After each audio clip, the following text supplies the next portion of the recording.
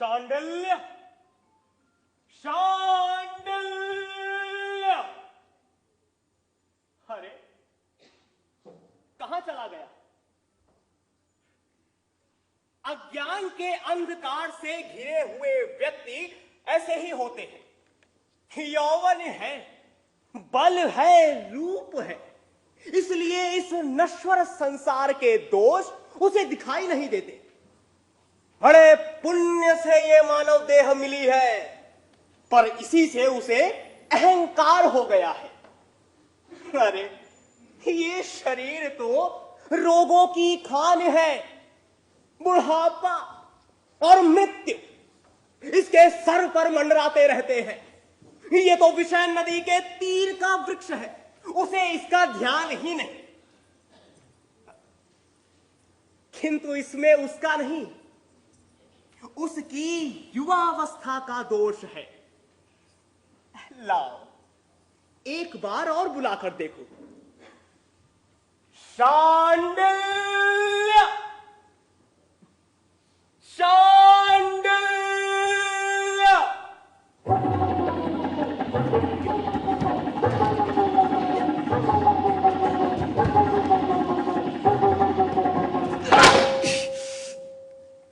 कैसी दुर्दशा है। एक तो अपना जन्म ही ऐसे कुल में हुआ जहां एकमात्र आहार था श्राद्ध का पिंड, ऊपर से विद्या में काला अक्षर भैंस बराबर, ब्राह्मण के नाम पर बस गले में यज्ञोपवीत। भोजन मिलना ही एक समस्या थी। जब देखो तब उपवास। हार कर अपने राम भोजन के लिए शाक्य श्रमण हुए, किंतु वहां भी यही स्थिति। दिन में बस एक बार भोजन मिलता था, इसलिए वो भी छोड़ना पड़ा। जीवन अरे चीर डाला, भिक्षा पात्र तोड़ डाला और ये यष्टि धारण करके निकल पड़ा। और अब इस दुष्ट आचार्य का भार वही गधा बन गया हूं। भगवान कहीं दूर तो नहीं निकल गए? कहां हो भगवान? अब समझा, भोजन के लोभ में ये दुष्ट अकेले ही भिक्षा करने के लिए चल दिया। भगवान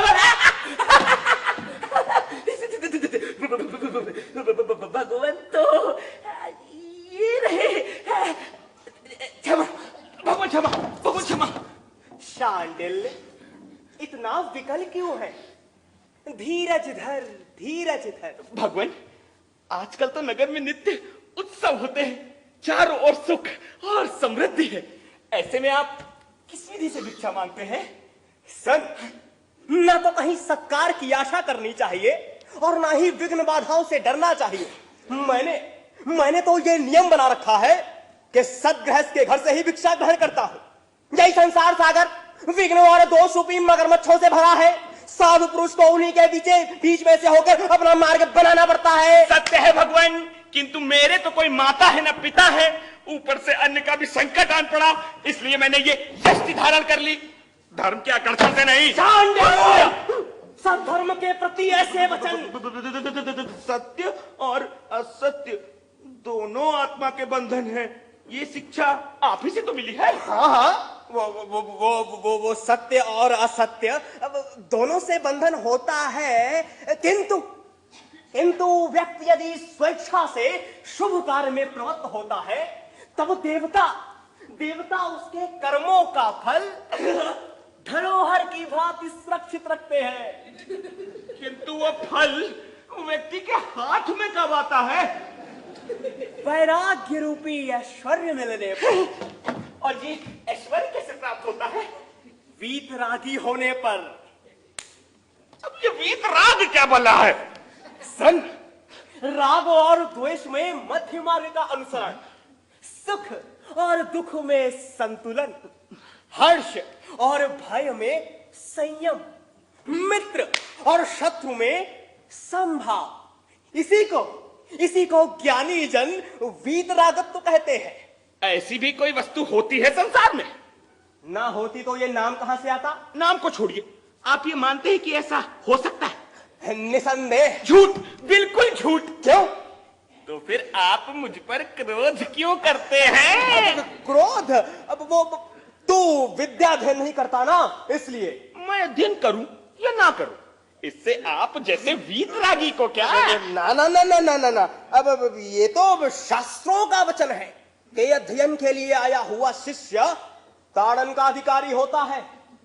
इसलिए बिना क्रोध तेरे हित के लिए तुझे पीटता हूं, मूर्ख। धन्य है भगवान, धन्य है, बिना क्रोध ही आप मुझे पीटते हैं। चलिए, भिक्षाटन का समय हो गया।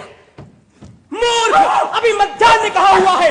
शास्त्रों का वचन, शास्त्रों का ये वचन है कि मूसल रखे जा चुके हो, चूल्हा ठंडा हो गया हो और सब गृहस्थ्य भोजन कर चुके हो, साधु को तभी भिक्षाटन के लिए निकलना चाहिए। चल, तब तक उद्यान में चलकर तनिक विश्राम करें। अरे रे रे रे रे रे, भगवान ने अपनी प्रतिज्ञा भंग कर दी। कैसे?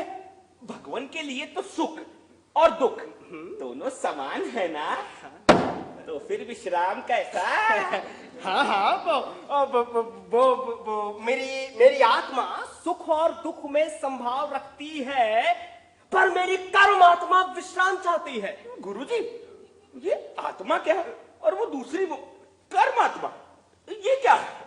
सन, यह स्वप्ने गरम उपैति सो अंतरात्मा सो अप्यात्मा विनिविहितं प्रयाति यश्च देहो वयम नर इति संगीतो विथावा कर्मात्मा समसुखम भाजम नृणाम्।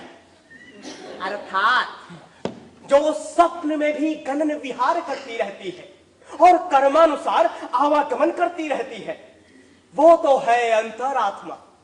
पर यह शरीर जिसे नर अथवा अन्य नाम दिया जाता है, जो श्रम सुख आदि का भोग करता रहता है, वो है कर्मात्मा। अच्छा अच्छा अच्छा अच्छा अच्छा, ओ मतलब जो अजर है, अमर है, अच्छेद्य है, अभेद्य है, वो तो हुई आत्मा।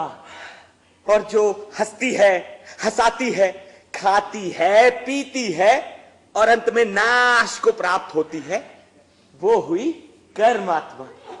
यही ना गुरुजी? हाँ, अब तो ठीक ठीक समझ गए। बस, तो फिर आप फंस गए जाल में गुरुजी। कैसे? आपके कहने का तात्पर्य यही है ना कि शरीर के बिना जीव का कोई अस्तित्व नहीं। ये तो मैंने मोटी बात कही, लोगों को समझाने के लिए कहा जाता है कि जीव का निवास शरीर में है, इसलिए मैंने भी ऐसा कहा। अच्छा वो सब तो ठीक है, ये बताइए कि आप कौन है? मैं सन, आकाश, पवन, धरा, जल, तेज आदि में से थोड़ा थोड़ा अंश लेकर गढ़ा हुआ और भौतिक पदार्थों से बना हुआ, आंख, कान, नाक, जीभ, स्पर्श आदि इंद्रियों वाला मैं कोई नर नामधारी प्राणी हूं।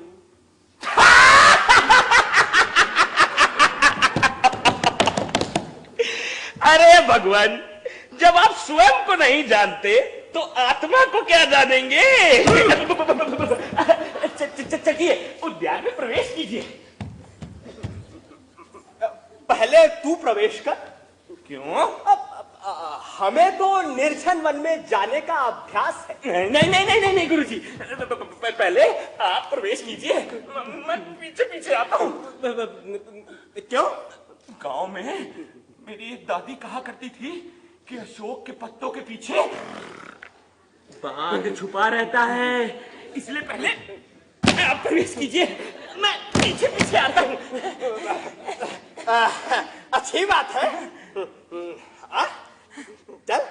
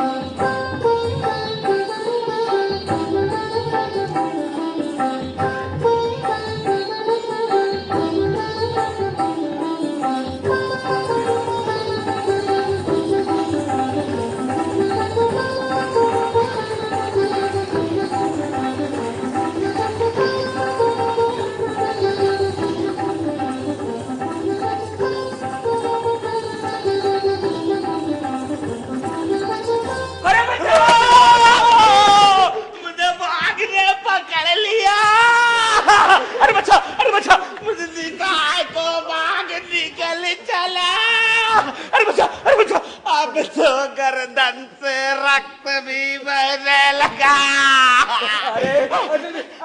धर्मत, ये तो मोर है। मोर ही है, सचमुच। हाँ, सचमुच मोर ही है। मोर हो तो आंखें खोलूं? निर्भय होकर।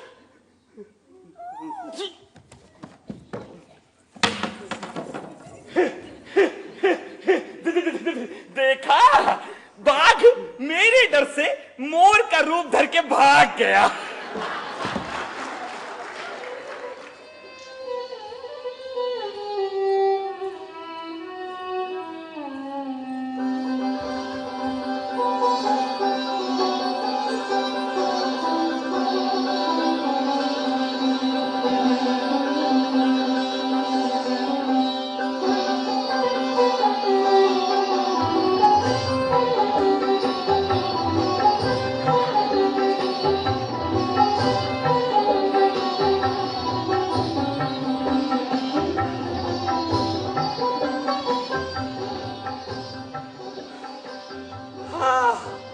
कितना सुंदर उद्यान है।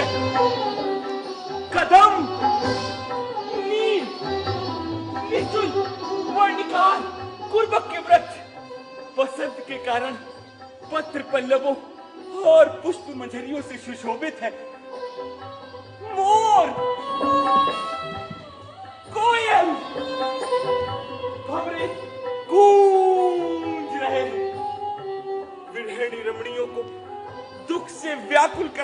का स्थान है सचमुच रमणीय है। मूर्ख! जहां नित्य प्रति इंद्रियों का क्षय हो रहा है वहां तुझे रमणीय क्या दिखता है? अरे आज ये बसंत है तो कल शरद होगा, फिर शिशिर आएगा। अरे गुरुजी, वस्तु जब रमणीय हो तब तो रमणीय कही ही जाती है। क्या व्यर्थ बकवास करता है? चल। और सुन, जो व्यक्ति असंभव की आकांक्षा करता है, अतीत पर पश्चाताप करता रहता है और वर्तमान में असंतुष्ट रहता है, उसे कभी निर्वाण प्राप्त नहीं होता। गुरुजी, मार्ग बहुत लंबा है, तनिक विश्राम कर ले। हाँ हाँ हाँ, हाँ। यहीं बैठ।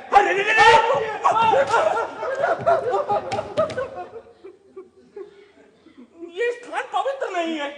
मूर्ख! अरण्य पवित्र माना जाता है, पृथ्वी निर्दोष होती है। ये क्यों नहीं कहते गुरुजी कि अगर थक कर बैठना हो तो सब स्थान पवित्र हो जाते हैं? ना ना ना ना ना, अब ये तो अब शास्त्रों का वचन है, मेरा नहीं। सन प्रहितकर्ता का भी हित करने वाले हम लोग स्वयं प्रमाणभूत है। किंतु वाचाल का मत प्रमाण नहीं होता। नहीं, बुद्धिमान जिन्हें प्रमाण मानते हो उन्हें तू भी प्रमाण मान। ऐसे प्रमाणस्थ व्यक्ति कभी अप्रमाण नहीं बोलते। किंतु मैं तो आपको प्रमाणस्थ मानता ही नहीं। अच्छा, तो फिर अध्ययन कर। नहीं करूंगा। क्यों? पहले अध्ययन का अर्थ तो समझ लूं।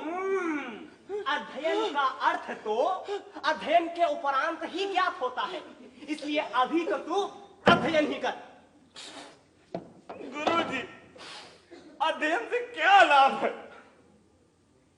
सन, ज्ञान से विज्ञान प्राप्त होता है, विज्ञान से संयम, संयम से तप, तप से योग प्रवृत्ति, योग प्रवृत्ति से भूत भविष्य वर्तमान का तत्व दर्शन होता है, और इन सब से अष्टगुण संपन्न ऐश्वर्य प्राप्त होता है। गुरुजी, ऐसी बातों में मुझे हराकर आप चाहे जो कह लीजिए, किंतु क्या आप किसी दूसरे के घर में अदृश्य रूप से प्रवेश कर सकते हैं? तू कहना क्या चाहता है? मैं ये कहना चाहता हूँ गुरुजी कि शाक्य श्रवणों के लिए बने स्वादिष्ट व्यंजन खाने को मिले तो। कैसा असमय लोभ है? अरे गुरुजी, आपने भी तो इसीलिए ये सर घुटाया होगा। ना ना ना ना ना, अब मैं तो महात्माओं द्वारा सेवित, द्विजों द्वारा पूजित, सुरों और असुरों को बुद्धि द्वारा प्राप्त,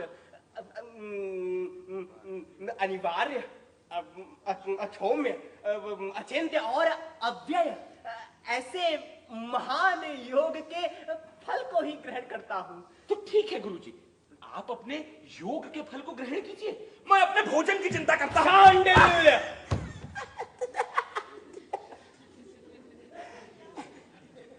गुरुजी, ये योग बहुत से परिव्राजक रटा करते हैं, ये योग है क्या भला? सन, योग ज्ञान से उपजा तप का सार है। वो सत्व में स्थित करता है, द्वंद का नाश करता है, राग द्वेष से छुड़ाता है। ज्ञान मूलम तपस्सारम सत्वस्थम द्वंद नाशनम मुक्तम वशाचर रागाच्य योग इत्यभिधीयते। आहार में प्रमाद सबसे बड़ा प्रमाद है, ऐसा उपदेश देने वाले भगवान बुद्ध को मेरा नमस्कार है। शांडिल्य! ये कैसा उनका? क्या भगवान नहीं जानते कि मैं तो भोजन के लोभ में ही शाक्य श्रवण बना था? अच्छा जाने, ये बता कोई पाठ याद है? हाँ याद है। तो सुना, हम सुनेंगे। सुनिए गुरुजी। 8 प्रकृति 16 विकार 5 वायु 3 गुण मन संचर प्रति संचर, जिन भगवान ने यही बताया। शांडिल्य! ये तो सांख्य का सिद्धांत है, शाक्य का नहीं। गुरुजी, भूख से मेरा ध्यान विचलित हो गया था, मन में कुछ और था, लेकिन मुख से कुछ और निकल गया। इस बार ठीक सुनाता हूँ। अदत्तादानादिविरमणं शिक्षापदम् मुधावादादिविरमणं शिक्षापदम् प्राणातिपातातिविरमणं शिक्षापदम् अब्रह्मचर्यातिविरमणं शिक्षापदम् अकाल भोजनातिविरमणं शिक्षापदम् अस्माकं बुद्धं धम्मं संघं शरणं गच्छामि। शांडिल्य। अपने मत को त्याग कर दूसरे के मत का उच्चारण ठीक नहीं। देख, जैसा मैं कहता हूं वैसा कर। चल, पद्मासन लगा। लगा। वाह, ये है पद्मासन।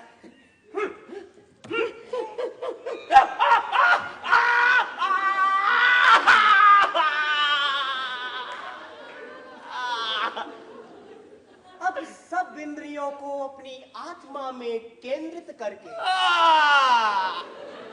देह में समस्त जगत की भावना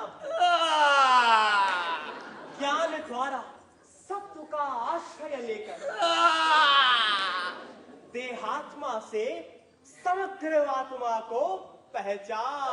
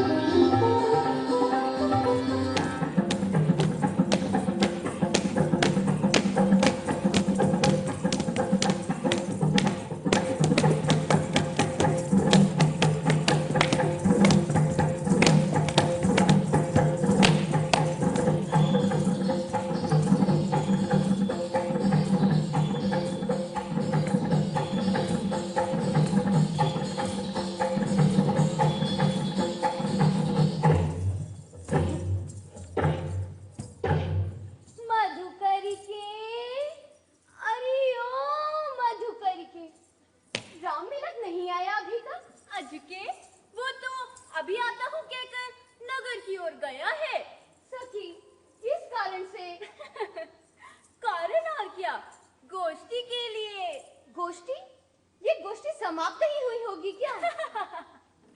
आप समझी नहीं। गोष्ठी का अर्थ है आसव, जिससे एक लज्जावती स्त्री को भी मद चढ़ता है, आनंद होता है। किंतु सखी, मुझसे और प्रतीक्षा नहीं होती।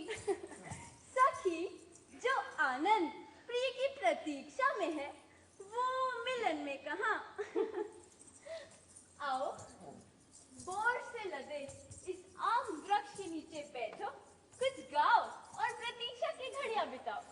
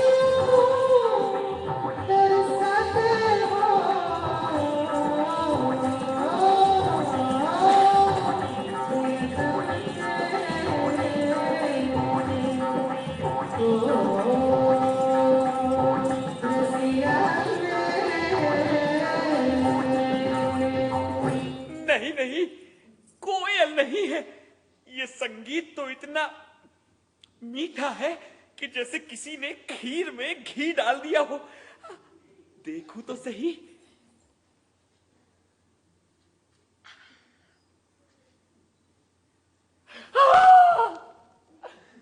नए नए आभूषणों से सजी इस उद्यान के अलंकार जैसी ये कौन है? अजकी, अरे ये तो गणिका है। ये धनी बड़े भाग्यशाली होते, यही लोग धन्य हैं। अजकी, कुछ और गाओ ना। और गाऊं?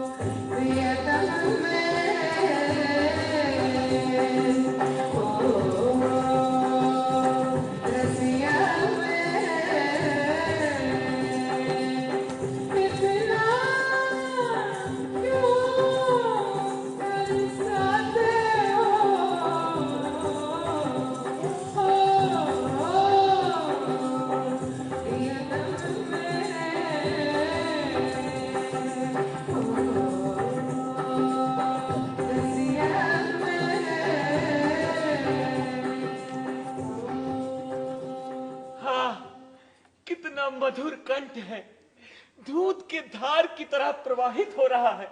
गुरुजी सुना आपने? सुनने का काम कान का है, मेरा मन इसमें लिप्त नहीं। अरे वो भी हो जाए यदि धन हो तो। जब बात क्रोध है, परिवर्तन को क्रोध करना शोभा नहीं देता। जा, मैं तुझसे बात नहीं करता। अब आप यथार्थ पंडित हुए भगवान।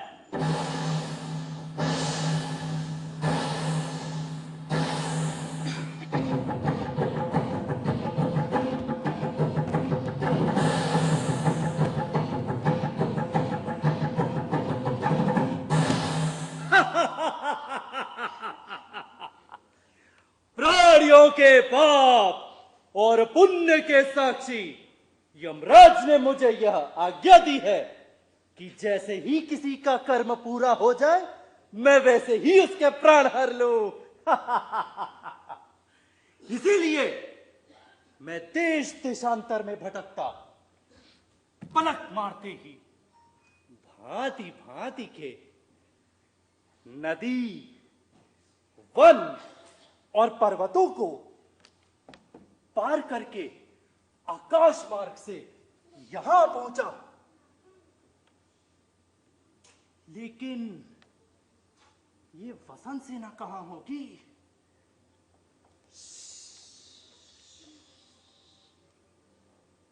अरे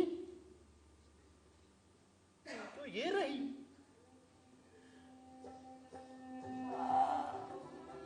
तपे हुए सोने के रंग के अशोक पुष्प धारण किए हुए संध्या के बादलों से झांकती चंद्रलेखा के समान लेटी है।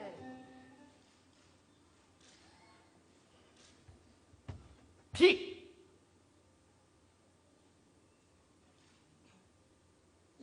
अभी इसका थोड़ा सा कर्म शेष है, घड़ी भर बाद ही इसके प्राण हरूंगा।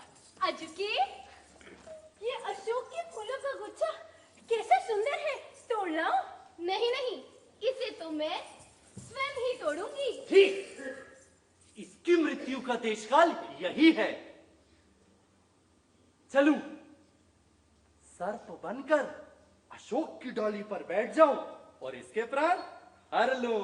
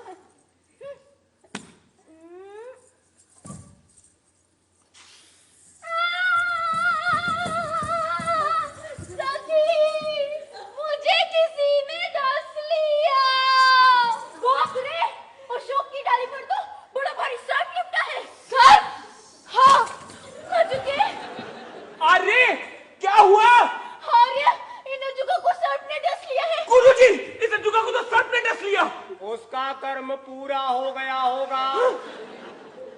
सब अपना कर्म भोगने के लिए ही जन्म लेते हैं और कर्म पूरा होते ही आत्मा चली जाती है। हजुके, उपचित कैसा है? देह गली जा रही है, सिर चकरा रहा है, हृदय बैठा जाता है। मैं अब सोना चाहती हूँ। अरे तो सो जाओ ना निश्चिंत होकर। माता को मेरा प्रणाम कहना। ऐसा ना कहो, तुम स्वयं चलकर प्रणाम करना। और राम मिलक को मेरा आलिंगन।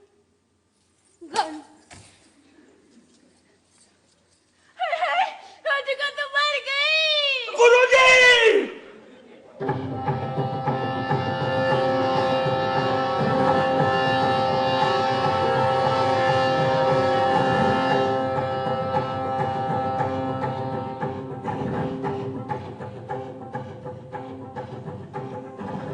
ठीक, प्राण तो हर लिए, अब चलूं। गंगा, नर्मदा, कृष्णा, काची, कावेरी ताम्रपर्णी आदि नदियों को पार करके लंका से होता हुआ पवन वेग से यमलोक पहुंचूं। वहां वट का जो विशाल वृक्ष है उसके नीचे बैठे चित्रगुप्त के पास इसके प्राण ले जाओ।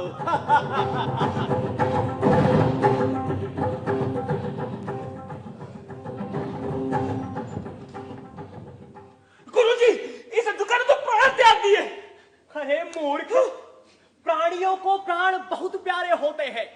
शरीर प्राण को कभी नहीं छोड़ता, प्राण ही शरीर को छोड़कर चला जाता है। अरे धिक्कार है तुम्हें, निष्ठुर, दुष्ट बुद्धि, स्नेही, पापी। चांडल्य, क्या बकता है? गुरुजी, मैं आपको 800 गाली देना चाहता हूं। दे, जी भर के दे। नहीं नहीं गुरुजी, मेरा हृदय भर आता है ना। किस लिए? ये अपनी स्वजन है ना। अपनी? कैसे? परिव्राजकों की भांति ये भी किसी से प्रेम नहीं करती। हृदय से ना सही, पर धन के लिए तो करती ही है। ये निर्ममा गुरुजी, मुझे इस समय आपका ज्ञान नहीं चाहिए। मैं तो उसके पास जाकर रोता हूँ। शांडल्य, वहां मत जा। गुरुजी, गुरुजी, क्रोध मत कीजिए। परिव्राजक को क्रोध करना शोभा नहीं देता।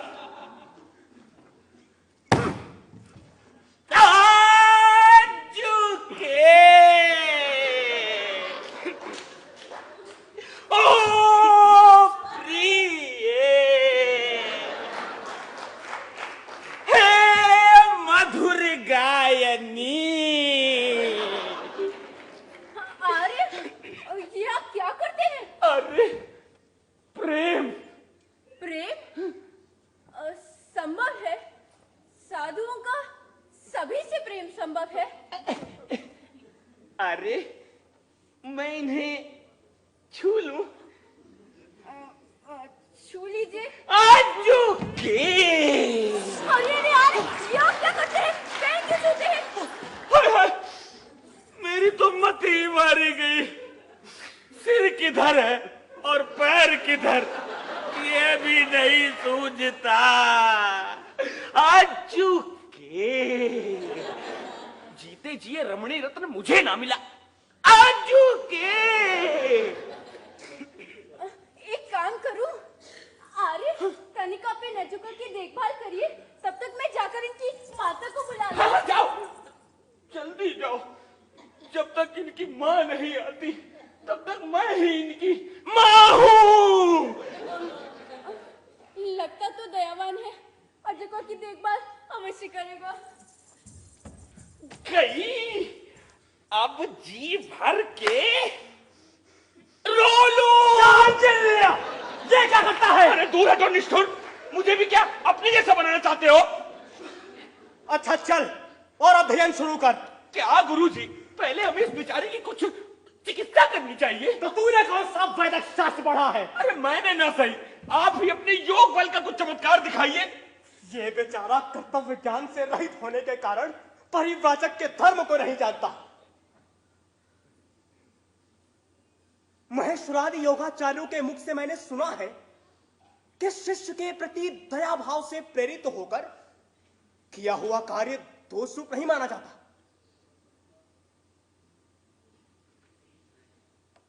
तो इसे अपने योग बल का विश्वास दिलाने के लिए मैं योग साधना करके इस गणिका के शरीर में अपनी आत्मा स्थापित करता हूं।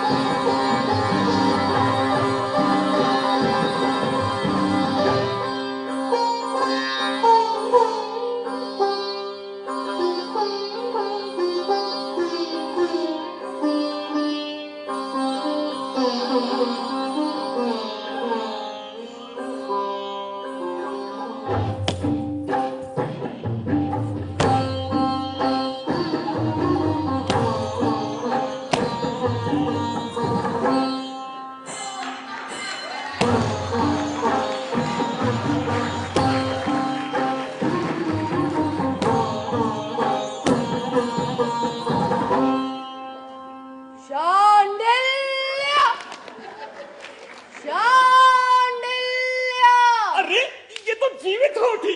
मैं ये रहा रे। सावधान, हाथ धोए बिना मेरा स्पर्श मत करना। ये तो बड़ा ढकोसला करने लगी। वत्स अध्ययन कर। यहाँ भी अध्ययन। इससे तो अच्छा मैं अपने गुरुजी के पास जाऊं। गुरुजी, हाँ? हाँ? हाँ? हाँ? ये भी मर गए। अरे ओ वाचाला, अरे ओ उपाध्याय, इतने बड़े ज्ञानी होकर भी मर गए।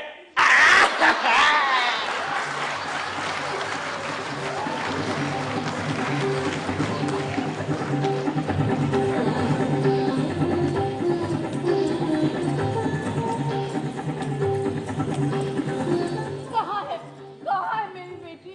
यहाँ उद्यान में। अरे मेरी बेटी, अरे मैं तो बर्बाद हो गई। अब मैं क्या करूं? अरे मेरी बेटी वसंत सेना। आए मेरे गुरुजी।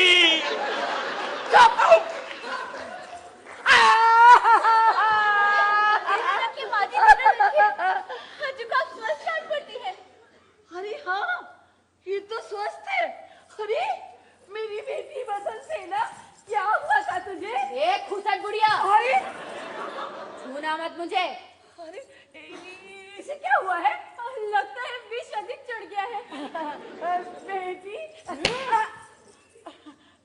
जा जा, तू ऐसा कर, जाकर किसी अच्छे से वैद्य को बुला ला। जा जल्दी जा जा जा। शांडिल्य, शांडिल्य।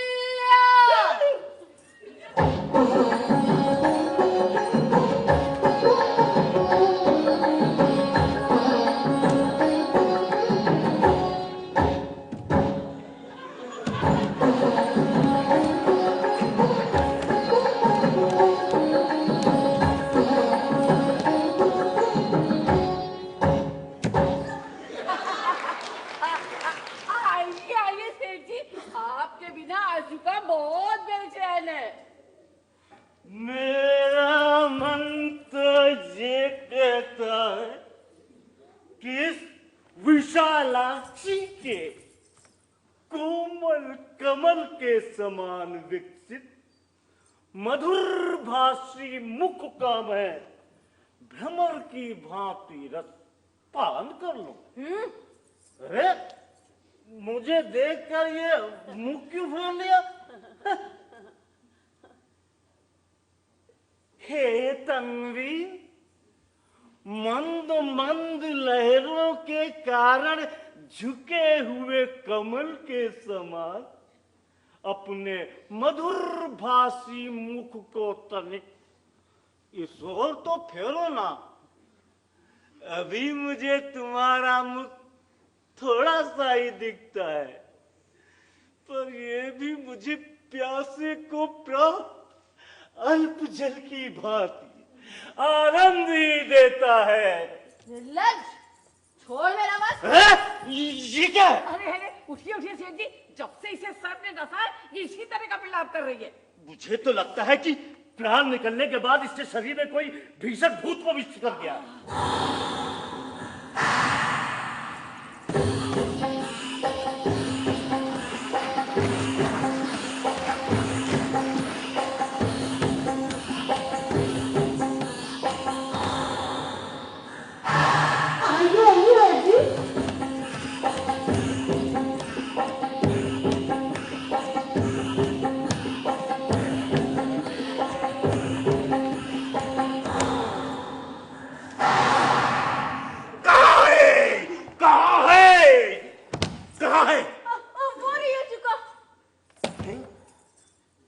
जब से इन्हें सर्प ने डसा है तब से स्वस्थ मना स्थिति में नहीं जा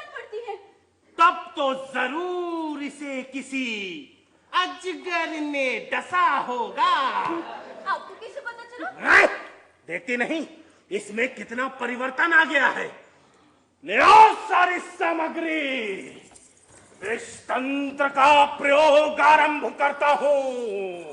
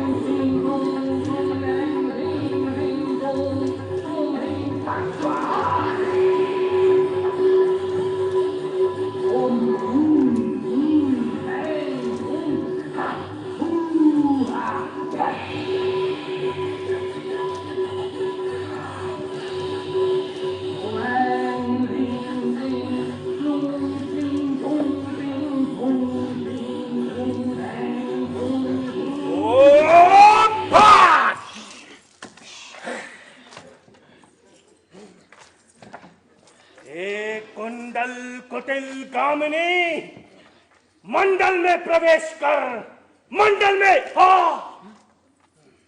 वासुकी पुत्र, रुक जा, रुक जा।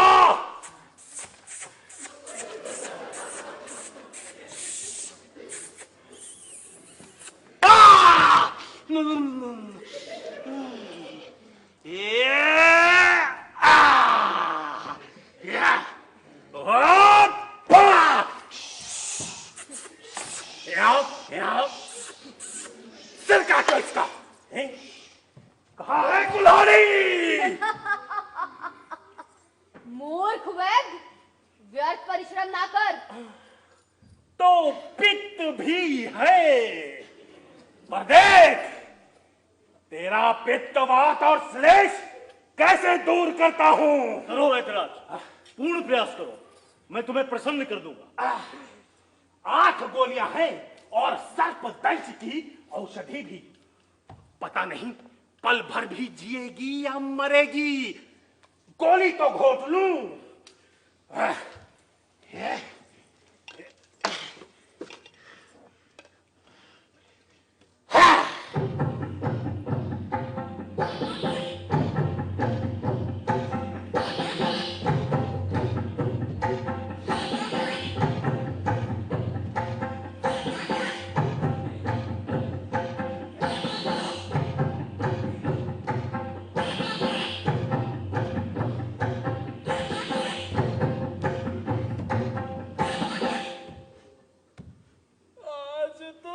यमराज ने मुझे डांट कर निकाल दिया। ये तो कोई दूसरी वजह से ना निकली। मुझे जिसके प्राण ले जाने थे वो तो कोई और ही थी। वो लोग इस बेचारी के शरीर को जला दे, इससे पहले मैं इसके प्राण वापस रख देता हूं।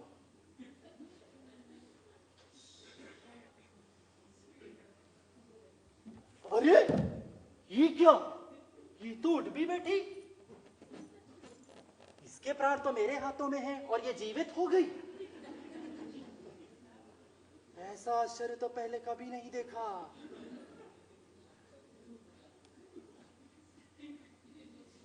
अच्छा, तो ये योगी परिव्राजक इस गणिका के शरीर में क्रीड़ा कर रहा है।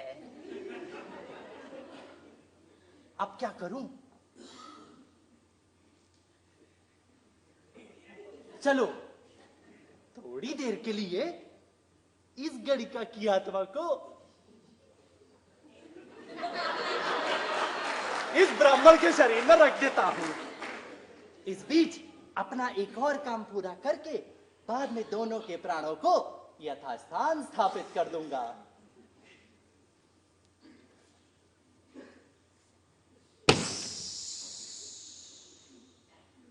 लो, इस ब्राह्मण के शरीर में इस स्त्री की आत्मा का प्रवेश हुआ। जैसा इसका तत्व और शील है वैसे ही इसका आचरण होगा।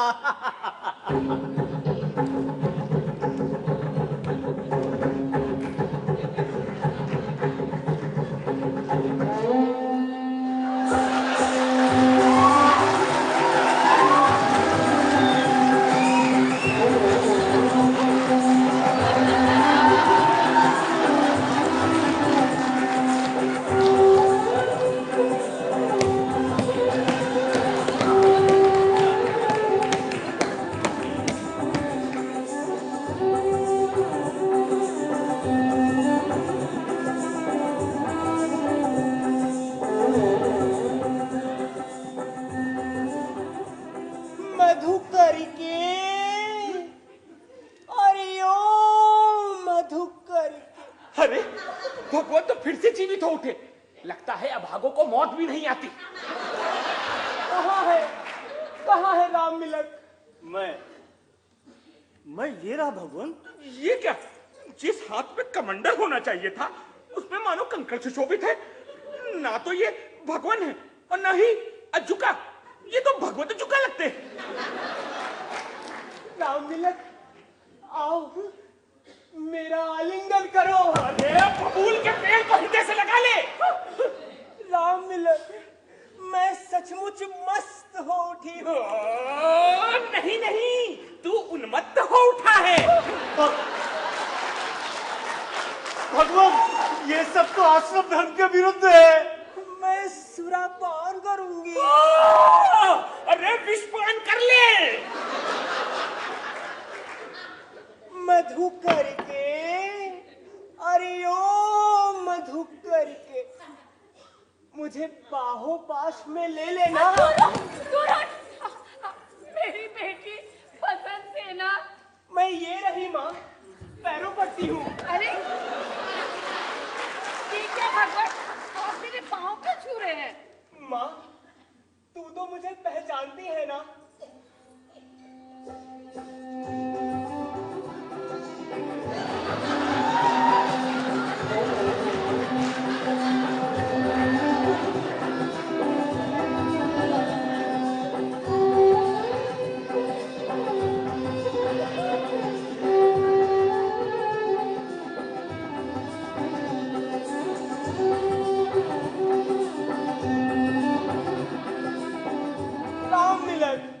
आज तो तुमने आने में बड़ी देर कर दी। अरे मैं बर्तन तो हूँ भगवान।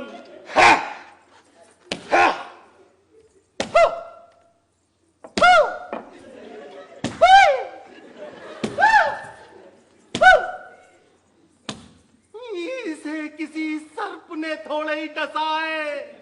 इस पर तो कोई भूत सवार है। भूत! मूर्ख वैद्य, प्राणियों का अंत करने वाले यम को भी नहीं जानता। अच्छा बताओ, इसे किस सर्प ने डसा है? ये कौन सी बड़ी बात है? शास्त्र की बात तो है ही। पर शास्त्र तो हजारों है। तो बता, तेरा वैद्यक शास्त्र क्या कहता है? तो सुनो आर्य, वाटिका पैतिकाश्चेत श्लेष पुस्तक। हाँ, बड़ा वैद्य बना फिरता। पहले चरण के बाद ही सब भूल गया। कोई भय नहीं, मेरे ये गुरुजी साक्षात पुस्तकालय है। नहीं नहीं, सुनो आर्य, वाटिका पैतिकाश्चेत श्लेष मिकाश्चि महाविशा त्रीणि सर्पा भवन्ते ते चतुर्थो नाधिगम्यते। भूल त्रया सर्पा होना चाहिए। त्रीणी तो नपुंसक लिंग है। लगता है इसे किसी व्याकरण पढ़े सर्प ने डसा है। अच्छा बता, विश्वविकार कितने होते हैं? विश्विकार 100 होते हैं। नहीं, केवल 7। रोमांचो मुक्षोश्च वैवर्ण्यम चैव वैपदु हिक्काश्च सम्मोह सप्तेता विश्विक्रिया। जिसे ये 7 विकार हो, उसे तो स्वयं अश्विनी कुमार भी नहीं बचा सकते। और कुछ पूछना है तो पूछ। नहीं नहीं, ये मेरा विषय नहीं है। मैं तेरे हाथ जोड़ता हूं, ले मैं ये चला।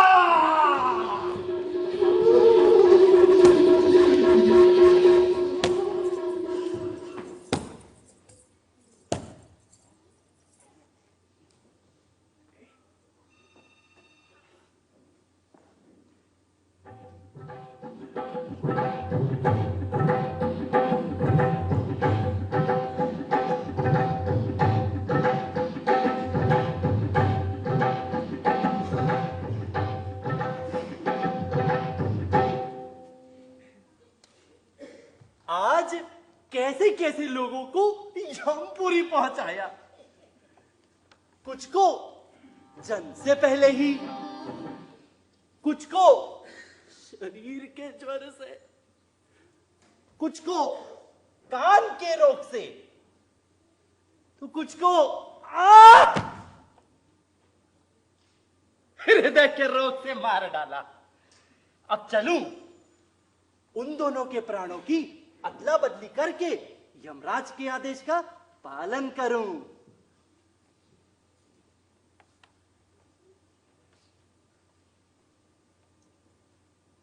भगवान,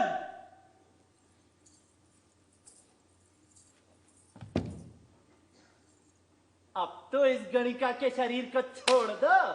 अच्छा,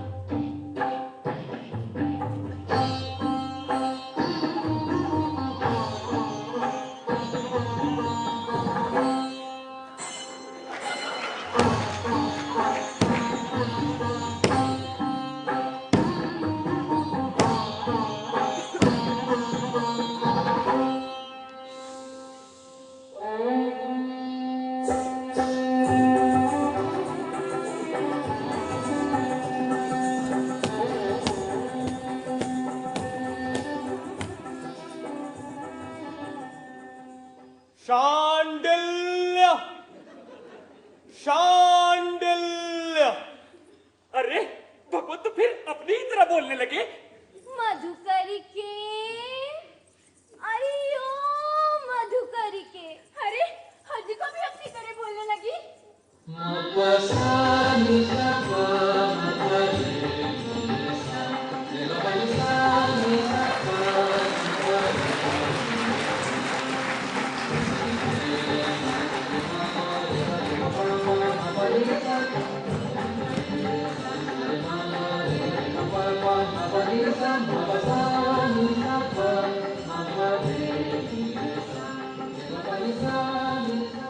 मेरी बेटी वसंत सेना, प्रिय वसंत सेने, तने किशोर,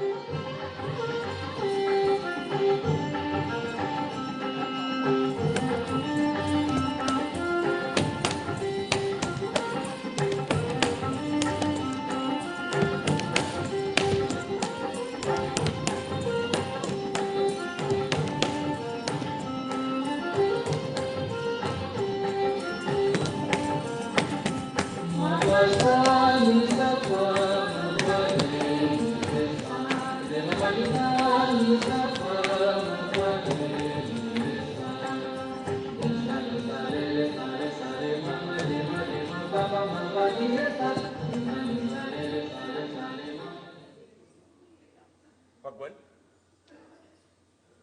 ये सब क्या हो गया था? ये बहुत लंबी कहानी है, फिर कभी बताऊंगा। चल।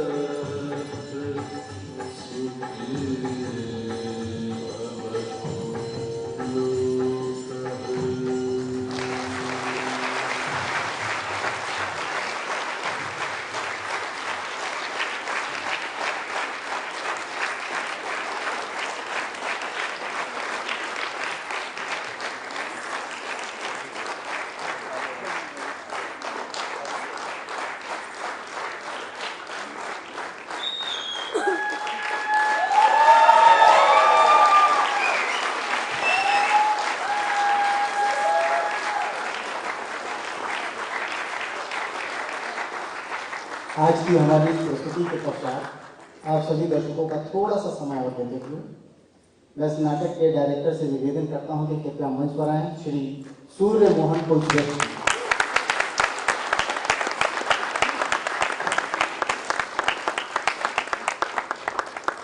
हमारे लिए बड़ा ही खुशी का दिन है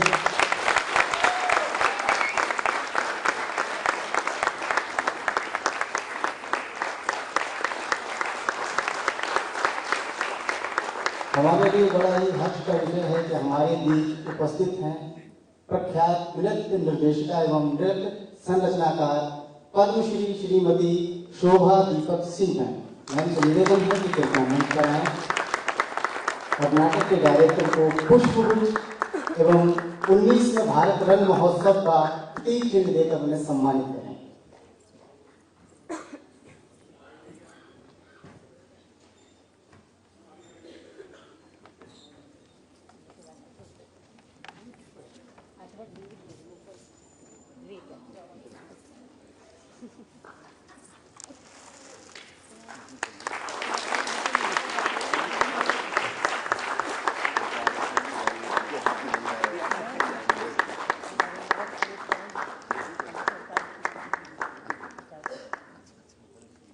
धन्यवाद मैम। इस नाटक से जुड़े जो भी सवाल आपके मन में हैं, कल 11 बजे योगा हॉल में मीट द डायरेक्टर के दौरान आप इस नाटक के डायरेक्टर से बातचीत कर सकते हैं। जी, इस नाटक के जो बैक स्टेज के कलाकार हैं, कृपया वे भी सभी लोग मंच पर आ जाएं और अपना अपना परिचय दें प्लीज।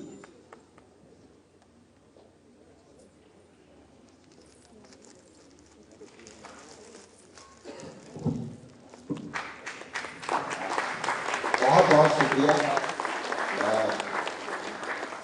अच्छे दर्शक हो तो नाटक अपने आप अच्छा बन जाता है। बहुत बहुत शुक्रिया। ये नाटक 1991 में हमने तैयार किया था। इसका पहला शो नॉर्वे में किया था और तब से लगातार इस 25 सालों के बाद भी इसके प्रदर्शन हम लोग करते आ रहे हैं देश विदेश में, पाकिस्तान में, नॉर्वे में, स्वीडन में, और कास्ट लगातार बदलती रही है। इसमें जो संगीत किया है वो रवि नागर ने, जो अब दुनिया में नहीं रहे, 91 में उन्होंने संगीत तैयार किया था, और कोरियोग्राफी की है चतुर्वेदी ने, और प्रकाश में थे सुकेश मिश्रा, संगीत संचालन कर रहे थे अश्वनी माखन, और इसकी वेशभूषा, सहायक निर्देशक और संस्था की सेक्रेटरी, सब कुछ मृदुला भारद्वाज। संध्या रस्तोगी कॉस्ट्यूम में सहायक थी, अरविंद मेगी जिन्होंने बैकस्टेज प्रॉप्स और सेट्स का काम किया, शहीद अहमद जिन्होंने मेकअप किया, शहीद अहमद, सोना मस्थाना वसंत सेना के रूप में, नीतीश भारद्वाज, शांडिल्य, संजीव वर्मा रामिला, देवाशीष मिश्रा वैद्य, अमृत सिन्हा, गुरु अहमद सिन्हा जम्मू, सूरज सिंह ओझा के सहायक, प्रगति चंद्रा जिन्होंने मधुकर का वसंत सेना की सखी का, और विकेश वाजपेयी। बहुत बहुत शुक्रिया। इस नाटक के डायरेक्टर सूर्य मोहन से